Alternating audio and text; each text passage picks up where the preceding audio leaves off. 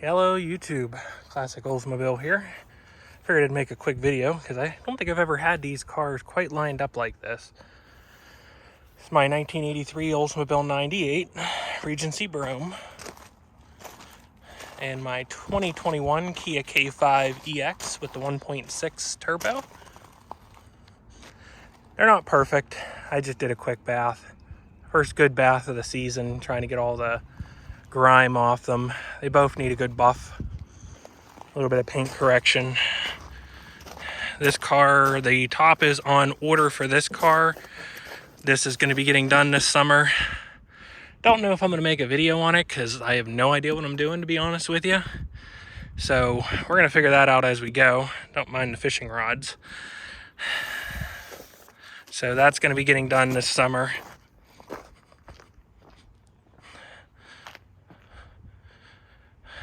So I wanted to make a video with these cars side by side now. They're not perfectly clean. Like I said, I'm exhausted.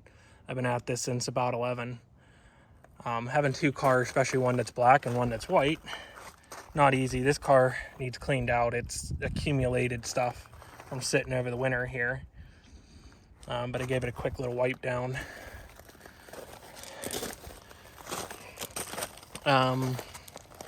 So this car in 2021, MSRP was $29,225. I think $225.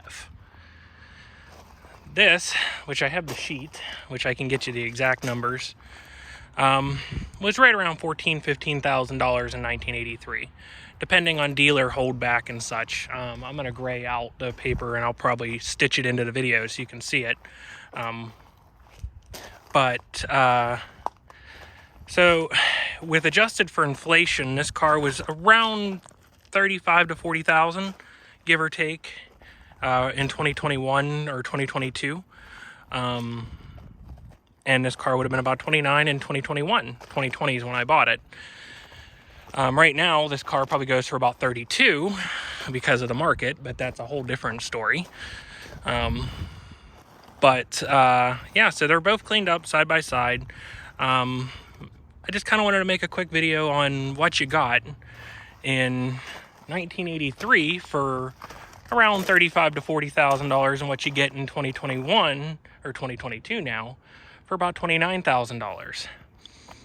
So you get 18-inch wheels with some Pirelli P0 tires versus the 15-inch wheels with the Regency Brougham package appointment, which gives you the wire hubcaps.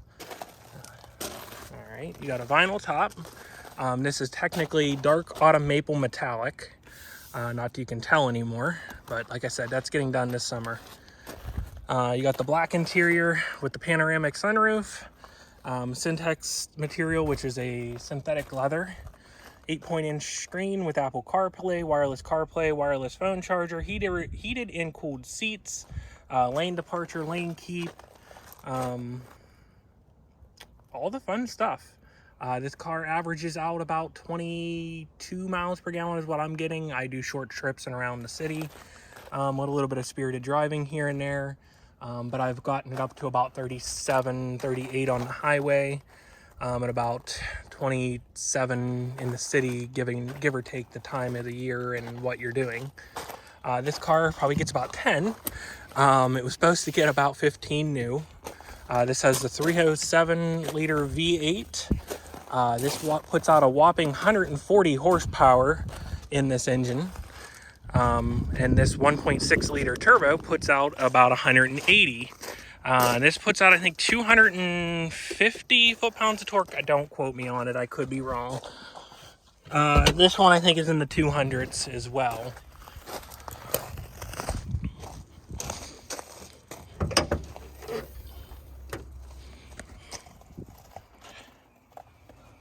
There's the engine compartment. It has electric power steering as well. This has good old-fashioned hydraulic power steering. This also has air conditioning, power windows, power locks. That has power windows, power locks. Power windows, they gotta fix that too. You got the 60/40 split bench with velour cloth interior. That was also a Regency Brougham package item. Whoa. And there's your 307 liter V8. This has the smog pump for emissions and a catalytic converter. It's still early on in the catalytic converter lifetime. This is computer controlled. While it is a carburetor, it has the Quadrajet computer controlled carburetor that controls the mixture and it reads throttle position. It also has an O2 sensor that works along with all that in a very rudimentary 80s computer technology. This car does not come with cruise control. So that is something that this car did not offer on this particular package. You could get it. It was additional, but it did not come with it. Factory, this car came with an AM/FM Delco cassette deck. It was an analog tuner, so no digital tuning on this. Does not have that in it currently. Because it did not have the digital tuner, it had a auxiliary clock. Of course, this car does not have a CD player, but it's AM/FM XM with Bluetooth and Apple CarPlay. This has XM in it now, but that's a different story. You got the good old halogen headlights versus LED headlights. This has remote mirrors, meaning they are not power. However, they have controls for both an analog control for the drivers and an analog control for the passenger side. Ooh, focus. Focus. You have analog gauges with idiot lights, meaning you have a fuel, a range selection for the gear shifter, a speedometer, an odometer, a tripometer, and that's it. The rest are all idiot lights. There we go. High-low beams. This has high-low wipers, no delay. Now, you could get that in 83. However, like I said, that would have been something you would have had to order special. This car also came equipped originally as being the Regency Brougham package with opera lights. The original ones no longer work because they were the electroluminescent, and that stuff has no longer functional. These have been converted to LED. They look okay, but it's the only thing you can do because you can't get those anymore. No rear defroster in the window. It has front, of course, because that's done by the HVAC system. That does have a rear defroster. Quite spacious interior. Back seat is also velour. But I find it interesting because in reality, they're pretty similar in as far as the price and what you got. For the years, it's crazy to think of what is optional and what is standard nowadays. I mean, considering power windows and power locks has pretty much become standard. Even in the most base cars, they offer the power windows and power locks. This also has rear air vents and 2 rear USB ports. But anyways, yeah, so both the cars are doing pretty good. Like I said in the previous video, I'm not particularly thrilled with how the paint has held up on this car. Considering that this car, being white, it hides a lot. But for being a car that is going on 40 years old, I think the paint has held up quite well in comparison to a car that is about 2 years old. And they're cared for relatively the same. Honestly, this car is cared for a lot better because this car sits a lot of the year. So,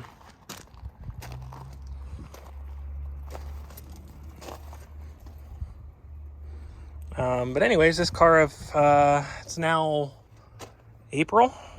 May 2022. I bought this in August of 2020. It had, I think, 43 miles on the odometer at that point. I am about to crest, if not crested, 9,000. $89.47 we're at currently. I don't know what cut out because that was annoying. But like I said, it's about 89.47 miles on it now. So just under 9,000 miles. Other than the paint, the fact that the tires are to the wear bar, hasn't done bad. I'm pretty happy with the car. Terrible angle, I know, I'm sorry. Yeah, I just wanted to make that quick video talking about the two cars.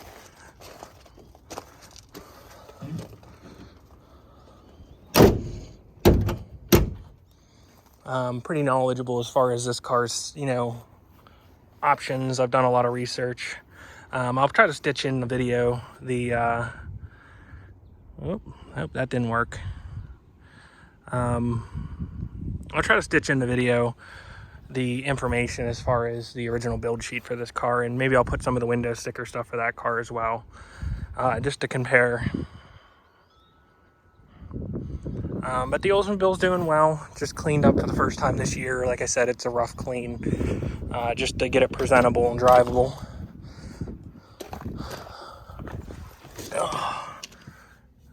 It is currently at 70,583. This is not the original dash piece. This one was already cut. I have the original that I can put back in with the original radio. No permanent damage was done to the car in the installation of this. So, if anybody has a fit,